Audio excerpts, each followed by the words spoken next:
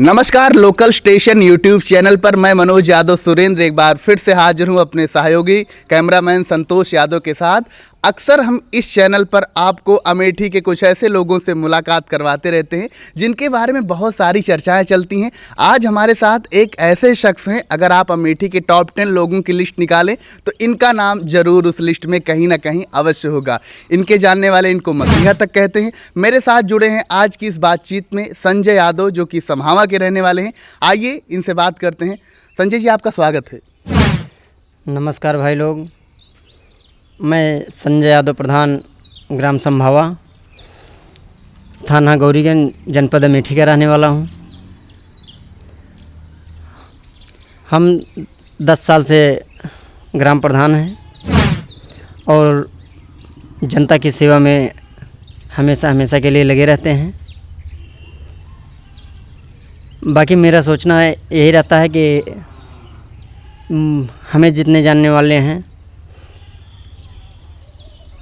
छोटे भाई, बूढ़ बुजुर्ग, माताएं बहनें, सभी को कोई दिक्कत व परेशानियां न होने पाएँ,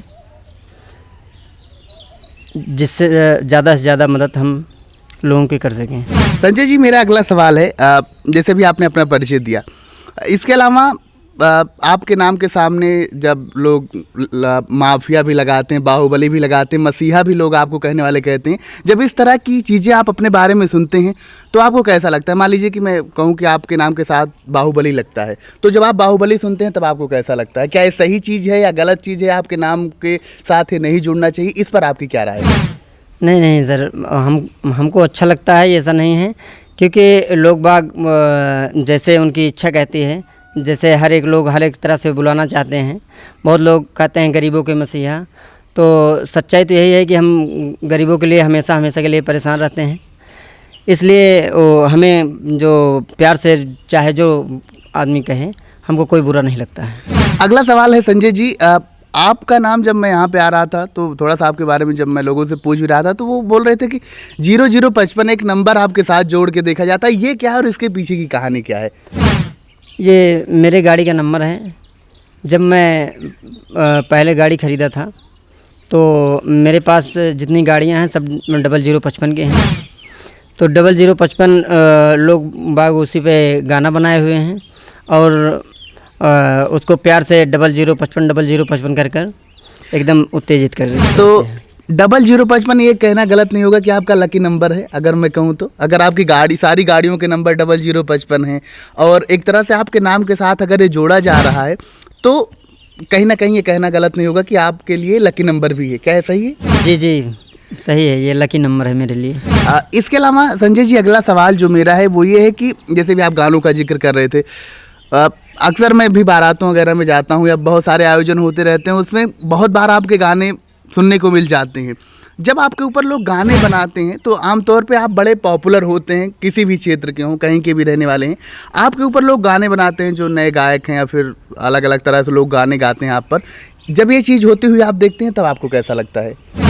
हमें बहुत अच्छा लगता है, लेकिन कुछ लोग ऐसे हैं आदिवासी की, उनको मतलब मेरे गाने से बहुत घृणा होती है और वो मारपीट बच्चों से करते हैं। ये सब गलत बात है, क्योंकि यादों का गाना अगर यादों के महफिल और यादों के सिस्टम में नहीं चलेगा तो कहाँ पर चलेगा? लोग बाग उसका बहुत विरोध करते हैं। अब सोचिए आप कि एक गाने का इतना विरोध करते हैं तो हम लोगों का कितना विरोध करते हैं, जिनका नाम मैं अपने आप नहीं लेना चाहता हूँ। अब एक और बात मैं सुन रहा था आपके बारे में थोड़ा सा, कि आपके समर्थक जो है वो कहते हैं कि संजय भैया को बेवजह परेशान किया जाता रहता है अलग अलग मामलों में। तो इस चीज़ पर आप क्या कहेंगे? क्या ये जो लोग आपके जानने वाले हैं वो मानते हैं कि संजय भैया को अकारण ही, बेवजह ही अलग अलग तरह के मामलों में परेशान करने की कोशिश होती है? इस पर क्या कहेंगे आप? जी बिल्कुल, हमको प्रताड़ित किया जा रहा है और मेरे ऊपर 35 मुकदमे लगाए हैं, जिनका कारण कुछ नहीं है। प्रशासन भी जान रही है और मेरी जनता भी जान रही है कि झूठी बात है, लेकिन फर्जी राजनीति में पढ़कर जब से मैं प्रधान हुआ हूँ तब से मेरे ऊपर 35 मुकदमे कम से कम लगाए गए हैं, खैर बिना वजह के। तो अभी इन्होंने खुद बताया कि कई दर्जन मुकदमे इनके ऊपर लगाए गए हैं अलग अलग चीज़ों को लेकर के, और एक तरह से कहा जा सकता है जो उनके समर्थक कहते हैं आमतौर पे कि संजय भैया को आए दिन अकारण बेवजह इनको परेशान किया जाता रहता है, जिसकी वजह से जिस काम के लिए इन्हें जनता ने चुना है, यहाँ समहावा जो ग्राम सभा है वहाँ की जनता ने इन्हें एक तरह से यहाँ के विकास के लिए चुना है, यहाँ के जो लोगों की समस्याएं हैं उसके लिए चुना है। और जब इस तरह की चीज़ें होती हैं तो शायद ये वो काम पूरी तरह से नहीं कर पाते, जिसका इन्हें थोड़ा सा मलाल भी है जो उनकी बातचीत से लग भी रहा है। अब एक सवाल आपकी ग्राम सभा से जुड़ा हुआ है संजय जी, अपनी ग्राम सभा में जो आप चीज़ें अब तक करते आए हैं उस पर अगर कुछ कहना चाहें, या फिर आने वाले 1-2 सालों में क्या सोच रहे हैं अपनी ग्राम सभा के विकास को लेकर के, बाकी सारी चीज़ों को लेकर के? सर, ग्राम सभा में तो मैंने इतिहास रच दिया हूँ जो काफ़ी 100 साल पहले नहीं, 100 साल पहले से अभी तक नहीं हुआ है। मैंने उसमें एक बहुत बड़ा इतिहास रच दिया हूँ कि यहाँ किसी को कोई दिक्कत नहीं है। अब की बार मैं बाहर नहीं था, मैं जेल में था। मेरी जनता अगर विकास और मदद की वजह से मेरी जनता मेरे साथ रही और हमको दोबारा प्रधान बनाया। एक आखिरी सवाल, अब चूंकि हमारा इंटरव्यू धीरे धीरे खत्म होने वाला है, संजय जी थोड़ा सा ये इस तरह का सवाल है कि आमतौर पे जो आपको आपके समर्थक हैं, जो आपको पहली बार देख रहे हो, जानना चाहेंगे कि संजय भैया को क्या क्या चीज़ें पसंद है। जैसे एक हो सकता है कि आप क्रिकेट खेलते हो या आपको फिल्में देखना पसंद है, समाज सेवा पसंद है, ऐसी क्या क्या चीज़ें हैं जो आप बताना चाहेंगे कि आपको काफ़ी पसंद है, जो करने में आपको मज़ा आता है, अच्छा लगता है? हमें तो जनता का सेवा करना अच्छा लगता है। जनता का सेवा करना जी। और कहते हैं कि जो पॉलिटिक्स में होता है वो बहुत अच्छे से जनता की सेवा कर पाता है।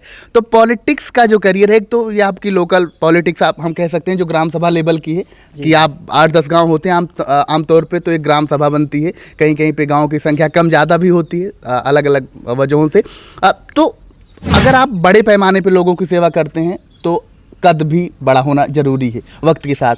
तो पॉलिटिक्स में आप अपने आप को कहाँ देखते हैं? क्या सोच रहे हैं कि आने वाले 5-10 सालों में पॉलिटिक्स का जो करियर है वो कहाँ पर आप अपना ले जाना चाहेंगे?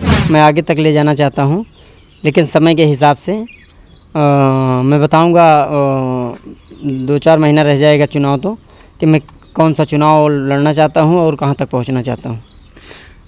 और मैं यही सोचता हूँ कि इससे अच्छे लेवल पर अब हम चुनाव लड़ेंगे अब की बार। चलिए ठीक है, ये थे हमारे साथ संजय यादव जी जो कि ग्राम सभा समहावा के रहने वाले हैं। इनसे हमने अलग अलग पहलुओं पर बातचीत की, इनकी जो निजी ज़िंदगी है उसमें भी थोड़ा सा झांकने की, टोल मटोल करने की कोशिश की। साथ ही इनको जो तमाम तरह की इनके ऊपर बातें होती हैं उस पर भी हमने इनकी जो व्यक्तिगत राय है वो जानने की कोशिश करी। इस इंटरव्यू के जरिए इन्होंने कई अहम बातें बताई, जिसमें एक ज़रूरी बात ये थी कि ये जेल के अंदर थे, इसके बावजूद यहाँ की जनता ने इन्हें प्रधान बनाया। प्रधान क्यों बनाया होगा? जाहिर सी बात है इनके कामों को देखते हुए। दूसरी चीज़ इन्होंने बताई कि इनके ऊपर 35 के करीब मुकदमे हैं, जिसकी वजह से इन्हें बीच बीच में अकारण ही परेशान होना पड़ता रहता है। ये चीज़ इन्होंने बताई। इसके अलावा इन्होंने ये बताया जो इनके ऊपर गाने बनते हैं उसके ऊपर इन्होंने राय दी। 0055 जो एक नंबर है उसके पीछे की क्या कहानी है वो भी इन्होंने हमें इस इंटरव्यू के जरिए बताई। तो हमने यहाँ पर इनके साथ बातचीत की और कोशिश की कि इनके बारे में थोड़ा सा और जान सकें। आपको कैसा लगा संजय यादव जी का इंटरव्यू? कमेंट में ज़रूर बताएं। अगले वीडियो में फिर किसी और शख्सियत के साथ आपसे मुलाकात होगी। मेरा नाम है मनोज यादव सुरेंद्र, मेरे साथ कैमरे के उस तरफ हैं संतोष यादव। वीडियो देखने के लिए शुक्रिया, नमस्कार।